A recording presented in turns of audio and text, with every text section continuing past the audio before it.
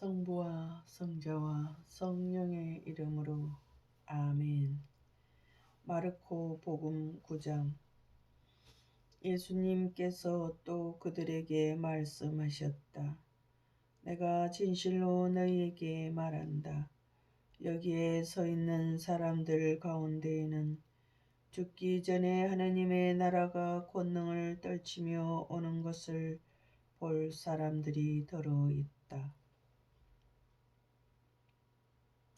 영광스러운 모습으로 변모하시다. 엿새 뒤에 예수님께서 베드로와 야고보와 요한만 따로 데리고 높은 산에 오르셨다. 그리고 그들 앞에서 모습이 변하셨다. 그분의 옷은 이 세상 어떤 마전장이도 그토록 하얗게 할 수 없을 만큼 새하얗게 빛났다. 그때에 엘리야가 모세와 함께 그들 앞에 나타나 예수님과 이야기를 나누었다. 그러자 베드로가 나서서 예수님께 말하였다. 스승님, 저희가 여기에서 지내면 좋겠습니다. 저희가 초막셋을 지어 하나는 스승님께, 하나는 모세께, 또 하나는 엘리야께 드리겠습니다. 사실 베드로는 무슨 말을 해야 할지 몰랐던 것이다. 제자들이 모두 겁에 질려 있었기 때문이다.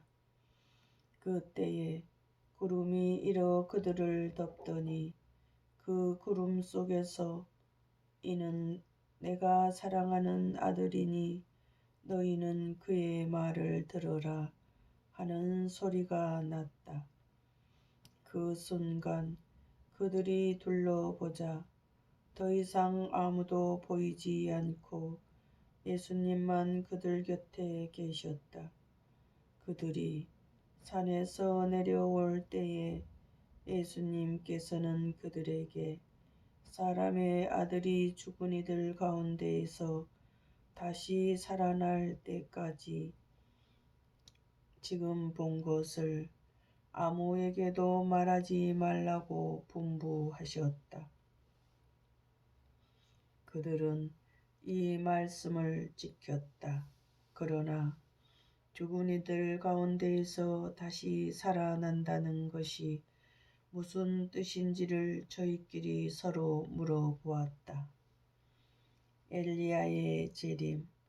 제자들이 예수님께 율법학자들은 어째서 엘리야가 먼저 와야 한다고 말합니까? 하고 물었다. 그러자 예수님께서 그들에게 말씀하셨다. 과연 엘리야가 먼저 와서 모든 것을 바로 잡는다. 그런데 사람의 아들이 많은 고난과 멸시를 받으리라고 성경에 기록되어 있는 것은 무슨 까닭이겠느냐. 사실 내가 너희에게 말하는데 엘리야에 관하여 성경에 기록된 대로 그가 이미 왔지만 사람들은 그를 제멋대로 다루었다. 어떤 아이에게서 더러운 영을 내쫓으시다. 그들이 다른 제자들에게 가서 보니 그 제자들이 군중에게 둘러싸여 율법학자들과 논쟁하고 있었다. 마침 군중이 모두 예수님을 보고는 몹시 놀라며 달려와 인사하였다. 예수님께서 그들에게 저들과 무슨 논쟁을 하느냐 하고 물으시자 군중 가운데 한 사람이 대답하였다. 스승님, 벙어리 영이 들린 제 아들을 스승님께 데리고 왔습니다. 어디에서건 그 영이 아이를 사로잡기만 하면 거꾸로 때립니다. 그러면 아이는 거품을 흘리고 이를 갈며 몸이 뻣뻣해집니다. 그래서 스승님의 제자들에게 저 영을 쫓아내 달라고 하였지만 그들은 쫓아내지 못하였습니다. 그러자 예수님께서 믿음이 없는 세대야, 내가 언제까지 너희 곁에 있어야 하느냐? 내가 언제까지 너희를 참아 주어야 한다는 것이냐? 아이를 내게 데려오너라 하고 그들에게 이르셨다. 그래서 사람들이 아이를 예수님께 데려왔다. 그 영은 예수님을 보자 곧바로 아이를 뒤흔들어 댔다. 아이는 땅에 쓰러져 거품을 흘리며 뒹굴었다. 예수님께서 그 아버지에게 아이가 이렇게 된 지 얼마나 되었느냐 하고 물으시자 그가 대답하였다. 어릴 적부터입니다. 저 영이 자주 아이를 죽이려고 불 속으로도 물 속으로도 내던졌습니다. 이제 하실 수 있으면 저희를 가엾이 여겨 주십시오. 예수님께서 그에게 하실 수 있으면 이 무슨 말이냐? 믿는 이에게는 모든 것이 가능하다 하고 말씀하시자 아이 아버지가 곧바로 저는 믿습니다. 믿음이 없는 저를 도와주십시오 하고 외쳤다. 예수님께서는 군중이 떼를 지어 달려드는 것을 보시고 더러운 영을 꾸짖으시며 말씀하셨다. 벙어리 기머거리 영아, 내가 너에게 명령한다. 그 아이에게서 나가라. 그리고 다시는 그에게 들어가지 마라. 그러자 그 영이 소리를 지르며 아이를 마구 뒤흔들어 놓고 나가니 아이는 죽은 것처럼 되었다. 그래서 사람들이 모두 아이가 죽었구나 하였다. 그러나 예수님께서 아이의 손을 잡아 일으키시니 아이가 일어났다. 그 뒤에 예수님께서 집에 들어가셨을 때에 제자들이 그분께 따로 어째서 저희는 그 영을 쫓아내지 못하였습니까? 하고 물었다. 예수님께서는 이렇게 대답하셨다. 그러한 것은 기도가 아니면 다른 어떤 방법으로도 나가게 할 수 없다. 순환과 부활을 두 번째로 예고하시다. 그들이 그곳을 떠나 갈릴레아를 가로질러 갔는데 예수님께서는 누구에게도 알려지는 것을 원하지 않으셨다. 그분께서 사람의 아들은 사람들의 손에 넘겨져 그들 손에 죽을 것이다. 그러나 그는 죽임을 당하였다가 사흘 만에 다시 살아날 것이다. 하시면서 제자들을 가르치고 계셨기 때문이다. 그러나 제자들은 그 말씀을 알아듣지 못하였을 뿐만 아니라 그분께 묻는 것도 두려워하였다.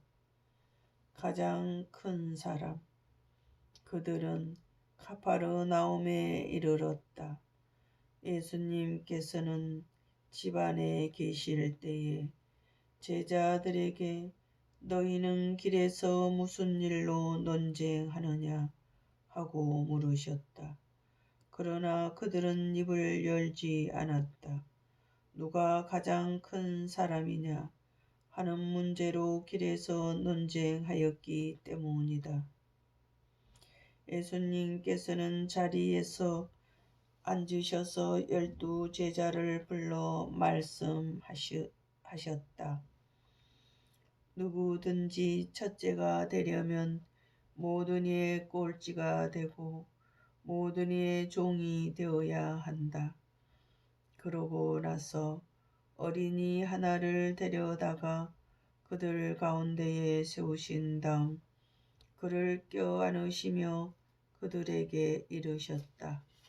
누구든지 이런 어린이 하나를 내 이름으로 받아들이면 나를 받아들이는 것이다. 그리고 나를 받아들이는 사람은 나를 받아들이는 것이 아니라 나를 보내신 분을 받아들이는 것이다.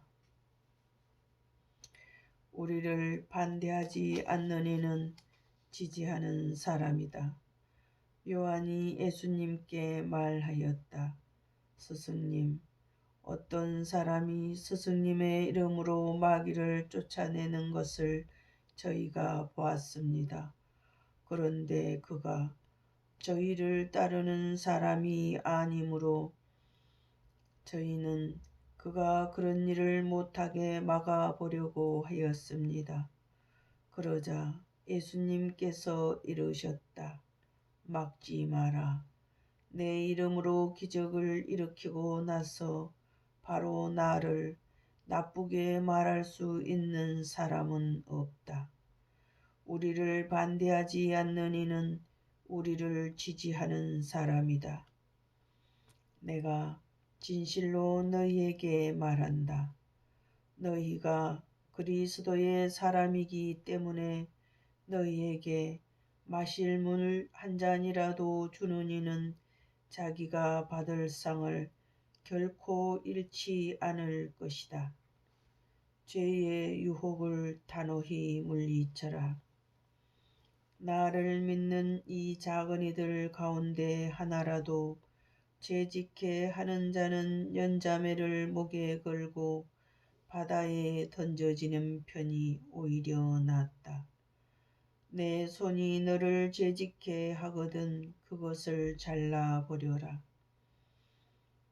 두 손을 가지고 지옥에 그 꺼지지 않는 불에 들어가는 것보다 불구자로 생명에 들어가는 편이 낫다. 네 발이 너를 죄짓게 하거든 그것을 잘라버려라.